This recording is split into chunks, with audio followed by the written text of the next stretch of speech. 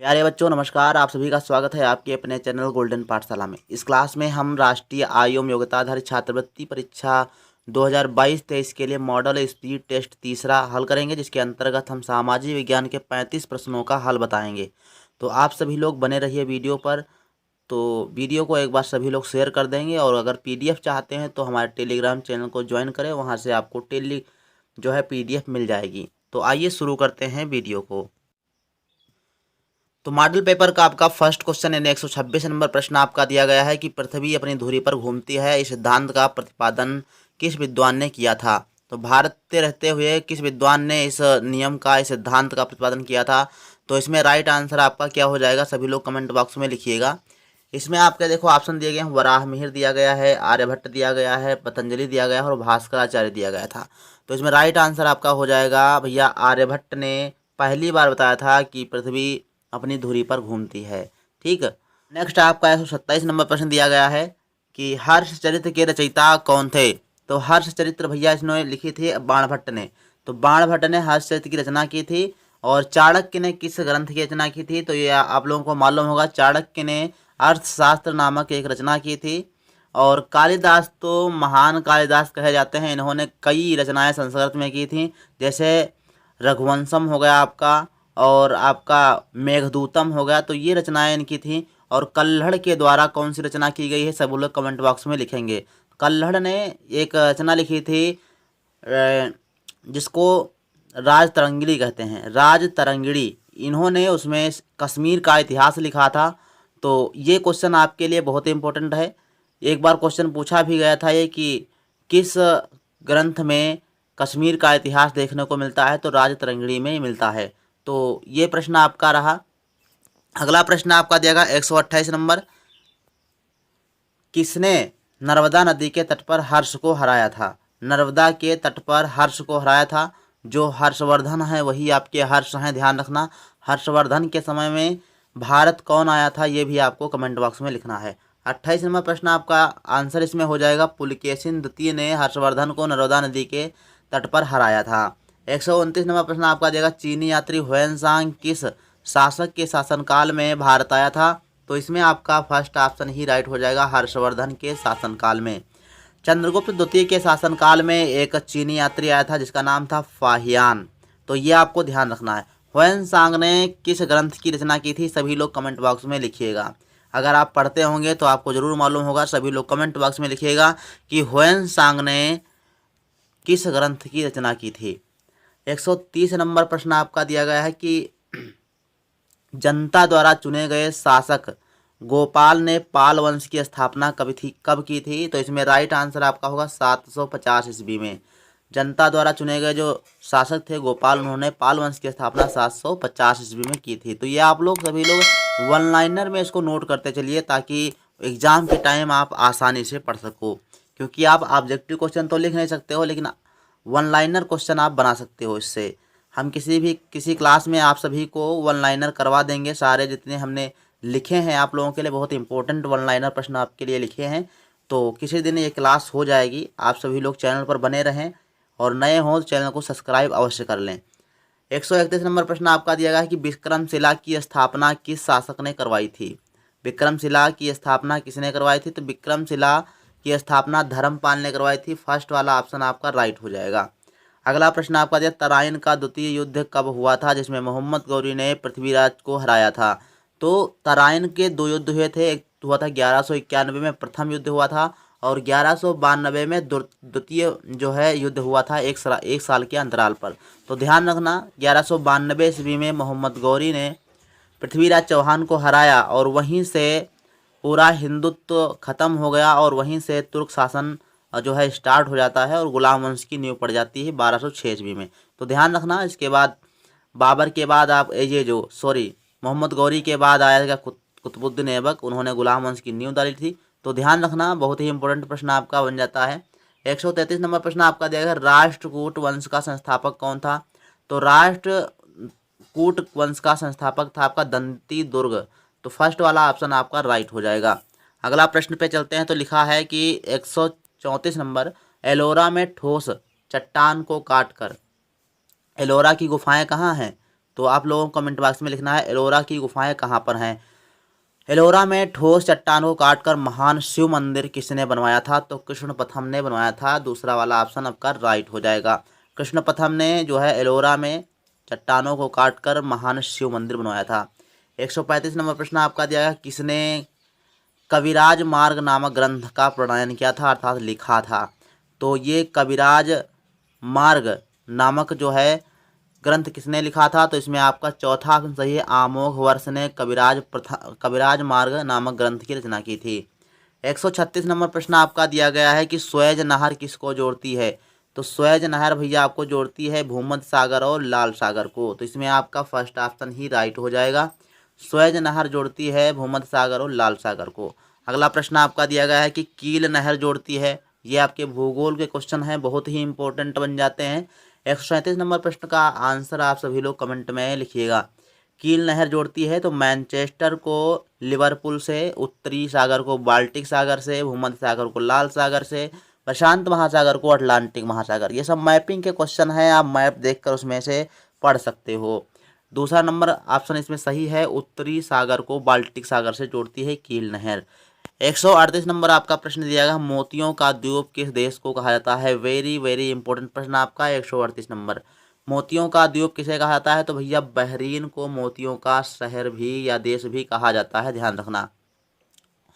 अर्धरात्रि का देश किसे कहते हैं? तो नॉर्वे को कहा जाता है, ध्यान रखना। और सफ़ेद हाथियों का देश किसे कहा जाता है? तो थाईलैंड को कहा जाता है, ध्यान रखना। तीनों पॉइंट आपके लिए बहुत ही इंपॉर्टेंट हैं। थाईलैंड को सफ़ेद हाथियों का देश कहा जाता है और चौथा नॉर्वे को आपको अर्धरात्रि का देश भी कहा जाता है, ध्यान रखना।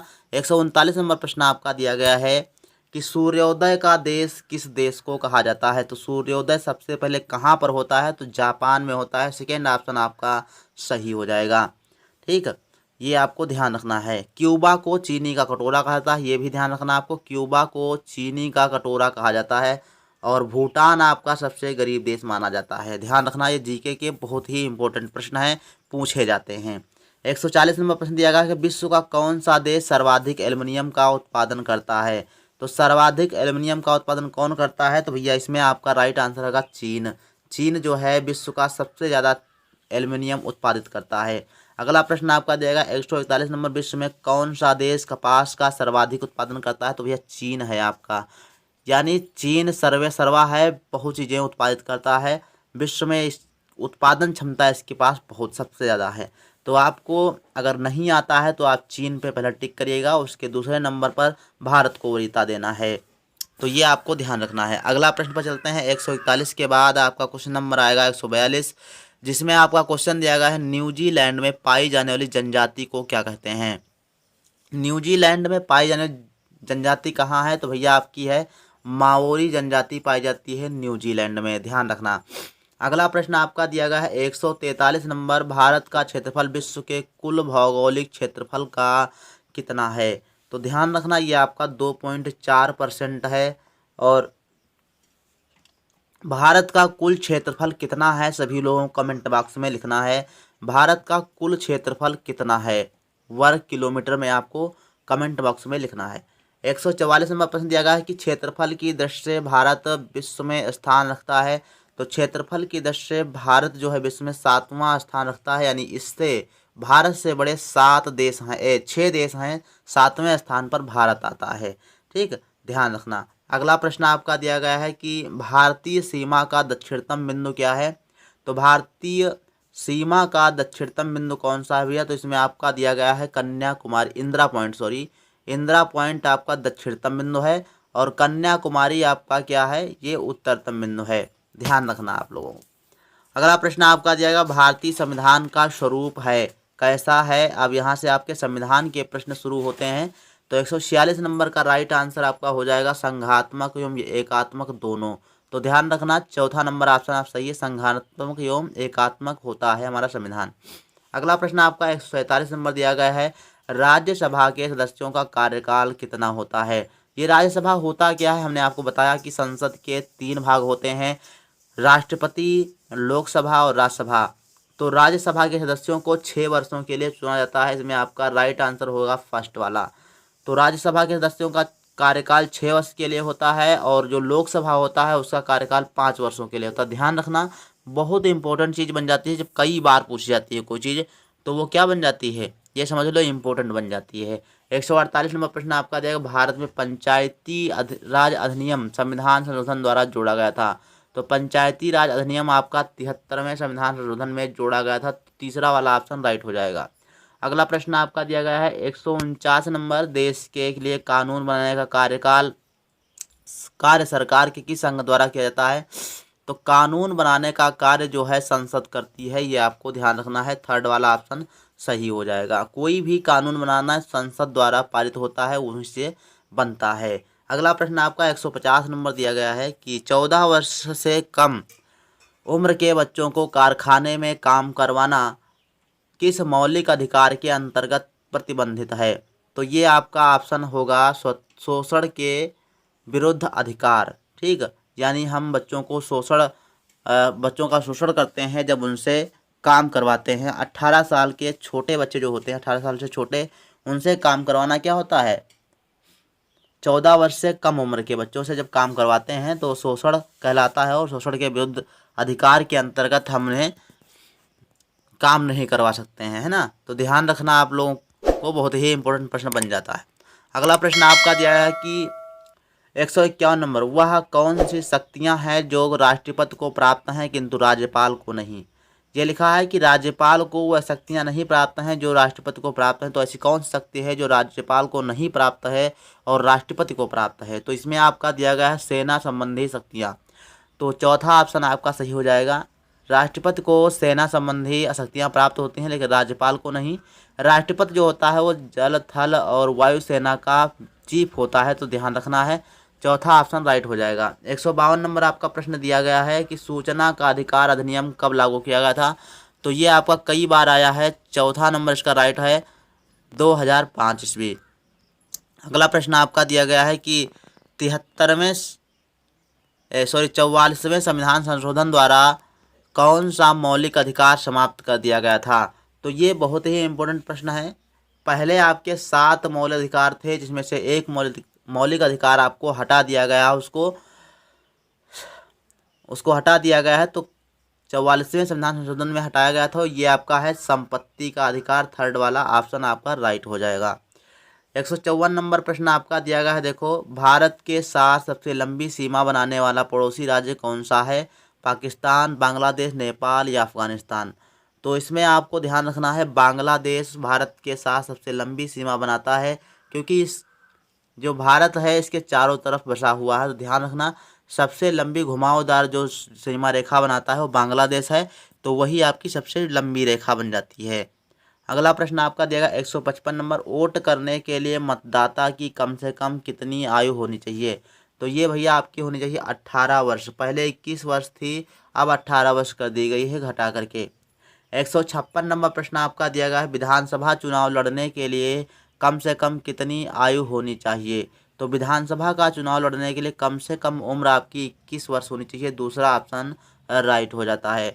157 नंबर प्रश्न आपका दिया है कि गुप्त काल के किस शासक को भारत का नेपोलियन कहा जाता है। वेरी वेरी इंपॉर्टेंट है, कई आपने मॉडल प्रश्न पत्र में देखा होगा। तो गुप्त काल के वो शासक कौन थे, तो समुद्रगुप्त थे। ये आपको लगा देना है, सेकेंड ऑप्शन समुद्रगुप्त। 158 नंबर प्रश्न दिया गया है कि भारत का राष्ट्रीय चिन्ह कहाँ के शीर्ष स्तंभ से लिया गया है। तो सारनाथ के बौद्ध स्तंभ से लिया गया है। अगला प्रश्न आपका दिया गया है कि लोकमान्य तिलक का नारा क्या था। तो लोकमान्य, जिनको आप बाल गंगाधर तिलक के नाम से भी जानते हो, तो उनका नारा क्या था, तुम मुझे खून दो मैं तुम्हें आज़ादी दूंगा। ये नहीं था, ये भैया सुभाष चंद्र बोस का था। ये किसका था, सुभाष चंद्र बोस का था। तुम मुझे खून दो मैं तुम्हें आज़ादी दूंगा। करो या मरो, करो या मरो का नारा किसने दिया है, सभी लोग कमेंट बॉक्स में लिखेंगे। अगला प्रश्न देखो, ऑप्शन है आपका स्वराज मेरा जन्मसिद्ध अधिकार है। यही था राइट आंसर आपके क्वेश्चन का। तो आपके क्वेश्चन का राइट आंसर हो जाएगा स्वराज्य मेरा जन्मसिद्ध अधिकार है। और चौथा ऑप्शन जो दिया, जय जवान जय किसान, लाल बहादुर शास्त्री ने कहा था। तो ध्यान रखना है, इसका राइट आंसर आपका थर्ड वाला हो जाएगा। 160 नंबर प्रश्न दिया गया कि हड़प्पा सभ्यता की खोज कब हुई थी। तो हड़प्पा सभ्यता की खोज भैया 1923 में हुई थी, ध्यान रखना।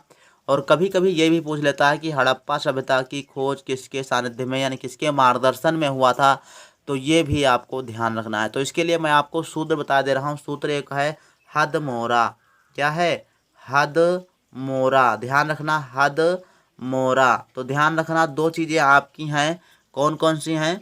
तो वो आपकी दी हड़प्पा सभ्यता, तो दयाराम साहनी। हड़प्पा सभ्यता से आप जानिए हड़प्पा सभ्यता, हा से हड़प्पा सभ्यता और दा से दयाराम साहनी। तो हड़प्पा सभ्यता की खुदाई किसने करवाई थी? दयाराम साहनी ने करवाई थी। और मोरा, मो से हो जाएगा आपका मोहनजोदड़ो। क्या हो जाएगा? मोहनजोदड़ो। और मोहनजोदड़ो की खुदाई किसने करवाई थी? तो आपको राइट लगाना है राखाल दास बनर्जी। ध्यान रखना, नाम आपको नोट कर लेना है। ये रा से आपका हो जाएगा राखाल दास बनर्जी। ध्यान रखना, हदमोरा ये आपका ट्रिक है, याद रख लेंगे तो आप लोग यही से 4 प्रश्न आपके बन सकते हैं। तो चलते हैं, 161 नंबर प्रश्न आपका गणित का प्रश्न दिया गया है, यहाँ से गणित के प्रश्न प्रारंभ होते हैं। तो ये रहे आपके 35 प्रश्न। कितने प्रश्न आपके सही हुए हैं कमेंट बॉक्स में एक बार ज़रूर लिखिएगा। तो मिलते हैं नेक्स्ट वीडियो में, तब तक के लिए धन्यवाद।